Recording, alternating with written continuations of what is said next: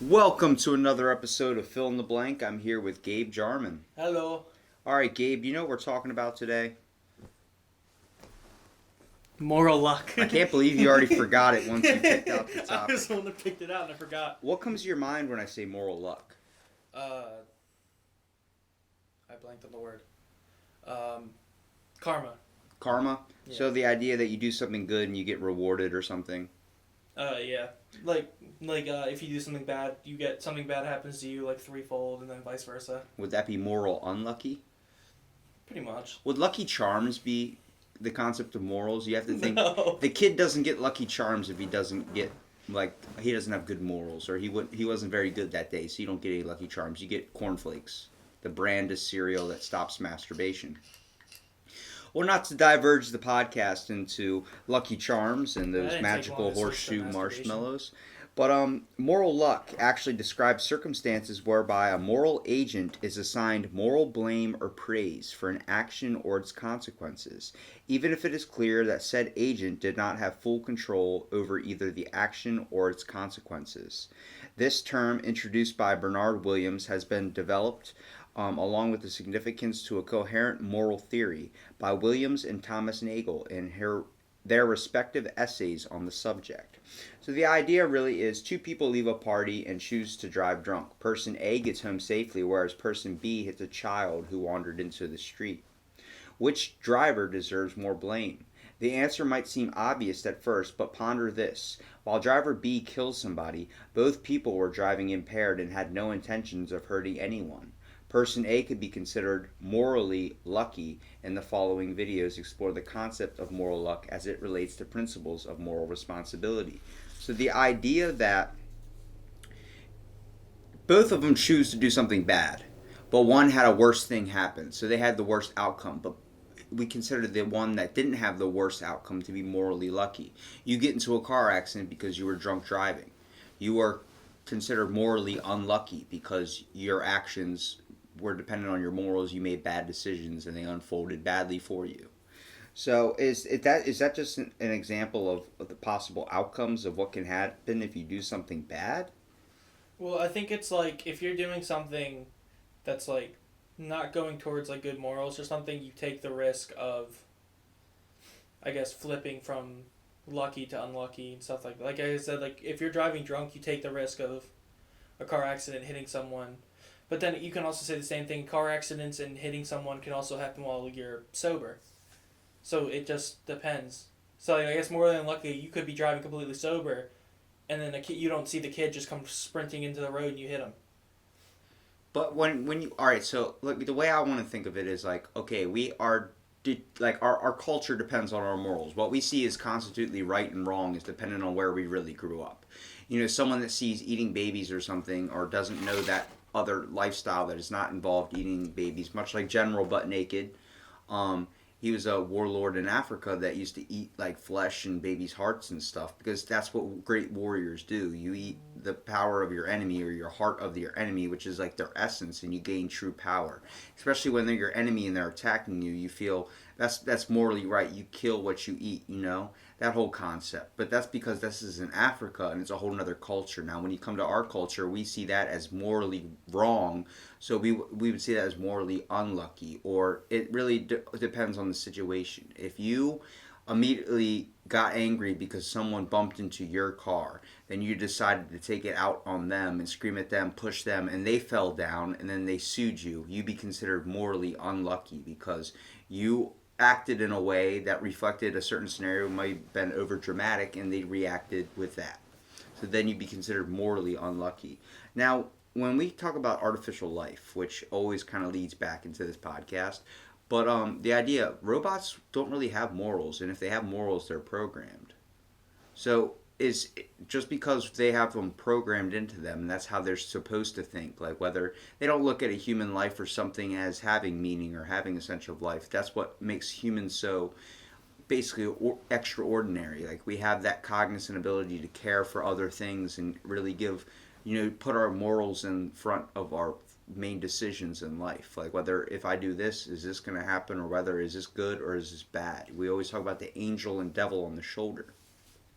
But with an AI, it's programmed into them. So I'm wondering, does that give reason that there might be a power out there or something that might have created us that can put morals into us and install that into us, much like we could with an AI machine? Um, well, if we're talking about like the whole thing with like AI and having morals, if we're talking about the whole thing with like AIs and morals and stuff, it's kind of hard for an AI to have morals because AI really don't have emotion because you can't really program something to feel like that. I guess it's weird to say. You can program with a certain scenario of outcomes to say, I guess, Yeah. and certain emotional But characteristics. you can't have like it's. I mean, I guess we can't do it now, but it'd be difficult for like an AI to have express its own emotions without, like you said, with like programming and stuff. But for an AI itself to have its own emotions, it can't tell the difference between right and wrong when it wants to do when it's trying to fill out its one like command. So like if it's like some of them can like I don't know. I'm trying to give them like a decent It's already example. basically programmed into them. Like Yeah. it's a certain thing. Like we're not programmed to act a certain way. We act based on what we grew up or our imprinting or We development. grow up based on how we were raised. We react based on how we were raised and our Moral ethics. moral ethics and our own personal experiences. Well- Whereas AI are just they're just based off of what they're programmed. So like for an example, like if there's like an AI robot that's like programmed to protect something, someone, something, and it can't go between the idea of this person just came here by accident to be seeing this person as a threat. It just sees it there in the way, and you have to take them out. An obstruction. Yeah. So the responsibility and voluntarism. Broadly speaking, human beings tend to correlate at least intuitively responsibility and volunteer action. Thus, the most blame is assigned to persons for their actions and the consequences they entail. When we have a good cause to believe that both the action was performed voluntarily and without outside coercion, and the agent understood the full range of the consequences of their decisions and actions as could have responsibly been foreseen either at a prior time of when the action was performed. So an idea that says think before you speak. That's that's a moral thing. You want to look at the problem in front of you and decide how you're going to dissolve it or how to fix it based on, all right, if I do this, what's the possible outcome for that? If I do this, if you drive drunk, the possibility is you might accidentally hurt somebody that is other than yourself, or you might hurt yourself. But if you drive sober, there's still a likely possibility of that accidentally happening, but there's less likely of a chance that if you were driving impaired or driving under the influence. So, conversely, there's a tendency to be much more sympathetic to those who satisfy any of the following conditions. The agent was coerced to perform the action, so being forced. When we talk about moral ethics, how many times has the government forced somebody to do that under threat of death or something where, you look at a lot of secret government experiments where people are researching like the Nazi program. I don't believe like all those Nazis wanted to kill every single Jew. I feel like a lot of them felt like their families might have been threatened or they might be threatened with death. Well, it's more of those if you didn't follow the whole idea of it, then you were considered like a because it wasn't just like It was Jews, treason. It was treason basically against your country, because like the concentration camps weren't just Jews. They were prisoners of war. They were Russian people. There were a bunch of different races. It was just prisoners of war, gypsies, Jews, and also those who didn't follow like those who weren't willing to follow the Nazi eugenics. Yeah. Well, I mean, so the agent performed the action through accident and without any fault or negligence of their own. So the idea that someone tells you to do something and you have to follow their orders because you feel like your family's threatened or you feel like your life is threatened, but then still not having a moral conscience to know like this is obviously wrong, I'm not trying to put any effort into stopping it. If you let it continue, you're seen as morally unlucky. You are technically making a bad moral decision. Whether like it's stand up for your rights, that whole thing. You want to stand up for what you believe in. If you're not standing up for what you believe in, then you're not following your morals as a person. If you're like my morals might differ from your morals, but they might be based very similar. Like we know not to hurt other people. That's just what we've been instilled with. But some people that don't have a parent or have those types of guidelines or some type of development type structure, they ended up doing bad things, which they don't know between right or wrong. We're taught at a very young age through school, like what's right, what's wrong. If you do something good, you get rewarded with something good. If you do something bad, you obviously get in trouble for doing something bad. So at the time of their actions, the agent did not know and had no way of knowing the consequences that their actions would bring. So doing something and not knowing that's what the outcome would be. Well, I think we've all made mistakes before, and that's what we can chalk up to be morally unlucky, I guess, is a mistake. You perform a certain action and you get a whole different outcome than the one you thought of was going to happen. Well, you could say it's morally unlucky, but you could also take into account, like if you make a mistake, you can consider yourself morally lucky because you weren't harmed. Like, for example, I would consider the first car I had, I ended up in an accident which totaled my car. But I would consider it morally lucky, being as though the car that I ended up slamming into the people in there weren't hurt. I wasn't hurt at all. Like, I had like a couple like chemical burns from the airbag, but that was about it. But even from then, it wasn't like, no one was really hurt. It was just something to like learn from. And since then, I haven't been close to getting in accidents anymore. Well, the ideas of the scenarios I read were basically not really based to correlate with moral praise, but more of a one that true can really should assign a good deal of moral praise for those who performed a good action or an entailing good consequences. Completely on their own volition and uncoerced, it is debatable that the same distribution holds for involuntary actions that happen to turn out well or happen to produce good outcomes. I'll be right back. Now we're coming back into the podcast of moral luck. Gabe made a bad decision. Decided to answer his morally phone. Unlucky. You were morally unlucky. Hey, but I just got you some more fans, so you can be happy. Well, let's talk about the car scenario where both kids drove drunk. The one kid got home safe, and the other kid hit another kid, and then it was morally unlucky of what happened. Now, the control principle in this scenario. While you may initially have been tempted to regard the teenagers as morally worse than my friend, after carefully considering that the results of my friend's actions were better due to purely lucky factors, you might be willing to reevaluate the moral situation. You might then conclude that the teenager and my friend are moral equals, neither any relatively worse than the other. Why are they moral equals? Because the only difference between them is attributable factors to beyond their control. If that is what you think, then you do not in fact believe in the existence of resultant moral luck. So the idea that someone did even though they were both bad decisions, one had a worse outcome.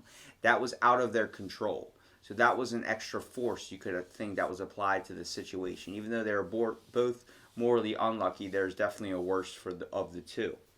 Well, you also have to think about, like, to put it in both scenarios, they're both taking the risk of it. One just ended up having, like, it's basically, when you try and do something like that, you always take a coin flip. It's like, if you're doing something like that, you always have to take the coin flip of either you're going to end up fine or something bad's going to happen. That leads down the road to another podcast I actually wanted to talk about. But in the idea of moral luck, Thomas Nagel describes the motivation for denying the existence of moral luck. He writes, prior to reflection, is it intuitively plausible that people cannot be morally assessed for what is not their fault, or for what due to factors beyond their control? We call this principle that how good one is cannot depend on factors beyond one's control, the control principle. So, as Nagel admits the control principle is quite plausible, we do not think how good one is depends on factors beyond one's control. There is a worry, however, that everything about a person depends on factors beyond her control, in which case moral assessment turns out to be impossible.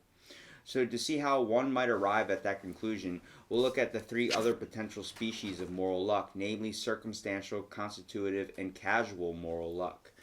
Can I get my articles back? Thank you. You didn't get to look at it. I don't care. It's not the whole point. I'm reading it off to you. You don't get to look at the articles. So the idea that, you perform an action, do you deserve moral praise for performing a good action if it's seen morally right, or do you deserve nothing at all because that's what you're supposed to be doing? What law do you choose to abide by? Obviously, if we do something good, we want to be rewarded with praise or something, but it's not what morally is justified as right and wrong. Well, it's if you're doing something, in my opinion, if you're doing something just for the sake of getting praise, then you don't deserve it. Well, let's talk about the problem with moral luck. Given the notion of equating moral responsibility with voluntary action, however, moral luck leads to counterintuitive solutions. This is illustrated by an example of a traffic accident. Like I said, driver A intentionally runs into someone crossing the street, and driver B gets avoid hitting the ticket, and the child dies. So that whole idea, if a bystander is asked to be morally evaluate of drivers A and B, they may assign a driver A more moral to blame than driver B because driver A's action resulted in death. So what are the 4 types of moral luck that are developed by Thomas Nagel? We just talked about resultant moral luck. What about circumstantial moral luck? So circumstantial moral luck concerns the surroundings of the moral agent. The best known example is provided in Nagel's essay. Consider Nazi followers and supporters in Hitler's German army. They were and are worthy of moral blame, either for committing morally reprehensible deeds or for allowing them to occur without making efforts to oppose them. But if in 1929 those people were moved to some other country away from the coming hostilities by their employers, is it quite possible that they would have led very different lives, and we could not assign the same amount of moral blame to them that we could to the people under the circumstances that they find themselves in? So the idea that the Nazis, like we were talking about before, they were placed in an unlucky situation. Some of them were. Some of them probably did not think what they were doing was morally right, but they were forced against their will. Now, if we take that person and try and review them under this case, you're like, oh, you're still part of it. You're still going to take the consequences of it.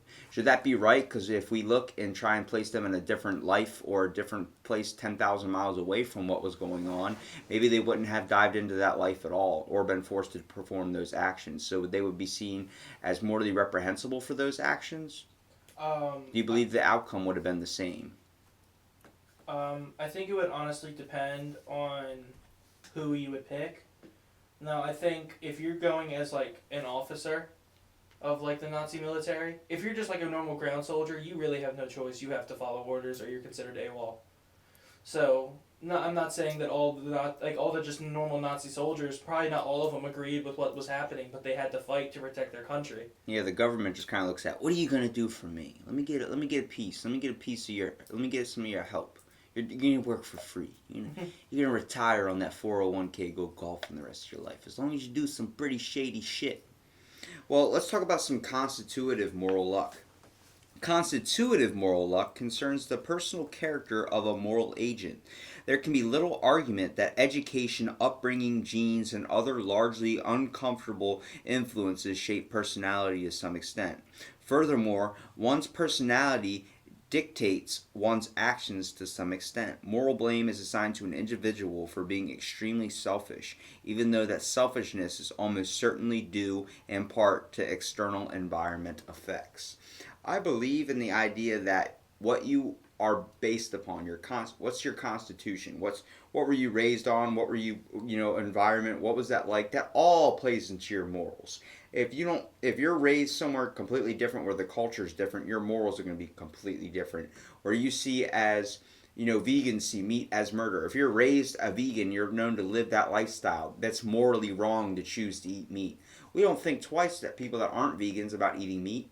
We don't think twice. We're not vegans, so we don't care. We don't care about plants that much. Yeah, it was okay to have a salad every now and again, but I would still want that juicy steak. It's good sometimes to have a burger. I can't betray my secret relationship with bacon. Exactly, bacon. The Church of Bacon. We got to follow them on Instagram or something. We'll save that for another podcast. Well, if you want to, we can compare from how we grew up, what our morals are. Because you said not everyone's morals are similar. What are your morals? Growing up with my morals were always protect family. I would say protect family would definitely be a big one because growing up I was the oldest. I'm the oldest out of my group of. I have 4 siblings, and I'm the oldest out of 5 of us total.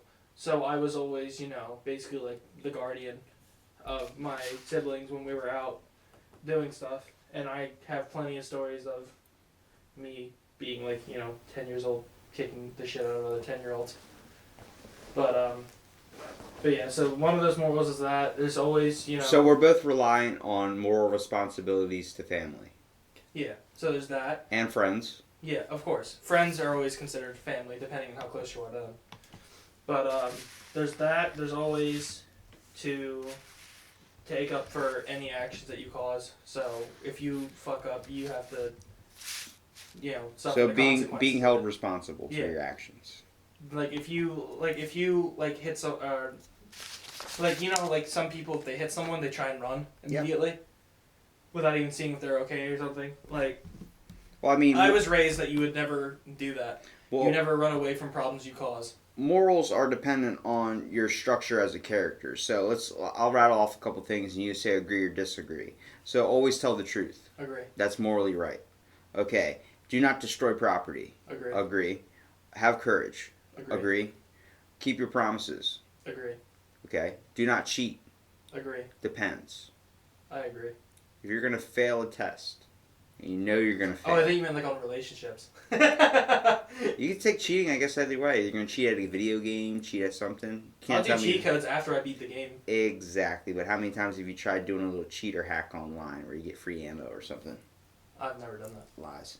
I'm being Okay. dead serious. Treat others as you want to be treated. Agree? Situation. Really?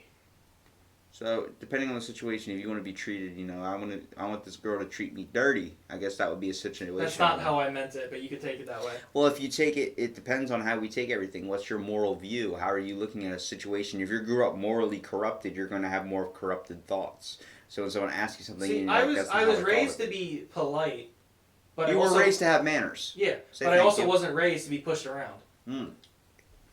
So to know your place and also but know your stand. Yeah, so Dude. it's not just don't get walked on. Just my view Agree or on that. disagree to this. Do not judge. I agree. Be dependable. I agree. Be forgiving. Situation. Depends on the situation. I think you should always be forgiveful. I don't have any hate towards anyone. I think people have really hurt me in my life, I do forgive them. There's no room for hatred, so that's seen as morally good, I would say. It's not like I hold hatred. I just can't forgive. Have integrity. Agree. Take responsibility for your actions. Agree. Have patience. Agree. Be loyal. Agree. Have respect for yourself and others. Agree. Be tolerant of differences. I agree. Seek justice. That kind of conflicts with That the makes one me- about be forgiving. I guess that's also situational. Have humility. Agree. And then be generous. Agree. So, really, you can look at the Ten Commandments as well as moral views. So, the Ten Commandments are often considered the basis for societies founded on Judeo-Christian principles. You notice some overlap with the list above, as many principles are still embedded in general society. So, do not have any gods before me. What is that? Do not have any gods before me. This is the Ten Commandments. No, I know that. I'm saying like I don't. God is the major one. Do not follow anything above Oh, him. okay, yeah. Sorry, I just went like. Do not White make noise for mind. yourself a graven image. So don't look down on yourself. Do not take the name of your Lord God in vain. Remember the Sabbath day to keep it holy. Honor your father and mother. Do not kill. Do not commit adultery. Do not steal. Do not bear false witness against your neighbor. And do not covet your neighbor's wife or possessions. I can't believe that's the 10th commandment. What? Don't cheat. Yeah. Don't cheat on your neighbor. Or cheat on your wife. Or cheat on your neighbor's wife. Or I don't know what the hell that one meant, but it's It like... means just don't sleep with someone who's with How many someone. people back then when the Bible was written were going around banging other people's They just wives? We also realized they just didn't care. Well, I mean, throughout life, I think there's an idea of moral code amongst all of us that based on our character traits, but also it's very popular in literature and basically everywhere we look at the ideas of morals. Like we're constantly being told in stories, movies, these different types of things. There's literally an idea of a good and bad force in every single movie that drives it. You know? Like if you want to do like a Brit Lit, you can think of Macbeth. Exactly. There's The a whole thing moral about decision morals. there. Because he had it in his head that he was going to be king soon, he went against like what was the right thing to do and went and killed the king and became king and did all these morally unjust things and got what he deserved in the end. Well, casual moral luck equates largely with the problem of free will. It is the least detailed version of the varieties that Thomas Nagel describes. The general definition is that actions are determined by external events and thus consequences of events over which the person taking the action has no control. Since people are restricted in their choice of actions by the events that precede them, they should not be held accountable or responsible for such actions. So, Thomas Nagel has been criticized by Dana Nelkin for including casual moral luck as a separate category. Since it appears largely redundant, it does not cover any cases that are not already included in constitutive and circumstantial luck, and seems to exist only for the purpose of bringing up the problem of free will, the one thing God cannot affect. So, I mean, overall, like, we look at some alternatives. The rationalist position stated simply is that equal fault deserves equal blame. For example, given two drivers, both of whom fail to check their brakes before driving, one of them runs over a pedestrian as a consequence while the other does not. The rationalist would say that since both of the drivers were equally at fault in failing to check their brakes, it should make no difference that one of them was lucky at not hitting a pedestrian while the other was unlucky. Moral fault is independent of consequence. Since the fault here is equal, the agent should receive equal blame. So the one that killed the driver gets this, or killed the kid, gets the same punish, or gets the same, should be the same consequence for the guy that didn't kill the kid. They should both have an equal consequence. I don't see that as morally right. I see they both made a morally wrong decision, correct, but one had a worse outcome, and they knew what that really was before getting behind the wheel. He took that risk, and he got a worse outcome. So I would see as him more as to blame. He should be held responsible for the death of someone. The other person should be held responsible of a possible death that could have occurred while he was driving. But the same thing could happen if I was driving and I just looked down at my cell phone. You know, that chose to make a morally bad decision, and I hit a turtle. Well, the consequentialist position agrees that equal fault need not deserve equal blame, as blame should depend on the consequences. By this logic, the lucky driver certainly does not deserve as much blame as an unlucky driver, even though their faults were identical. So Wolff combines these two approaches in trying to reconcile the tensions associated with moral luck by introducing the concept of a virtuous agent.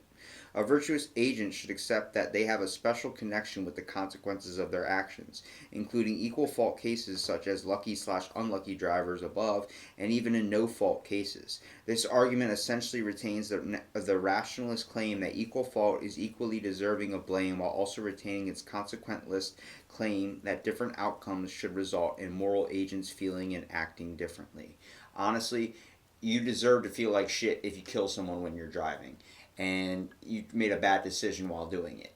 But you should also feel bad, but you shouldn't feel as bad as the person that killed somebody while driving if you did not kill somebody while you were under the influence. You should still feel bad about driving drunk. You definitely shouldn't do it again, and you should consider yourself morally lucky that you didn't get caught. So it's that whole idea. And so what is your idea, like what is your, after hearing all this, what's your just overall thinking of moral luck? Do you believe that's something existent in society? Obviously morals are, but do you believe moral luck is a thing? Do you believe like there's a force that every action has really a consequence? Yeah, but every action, whether the consequence is good or bad, you're choosing a morally decision. So whether the outcome is worse than someone else's, are you morally lucky or morally unlucky?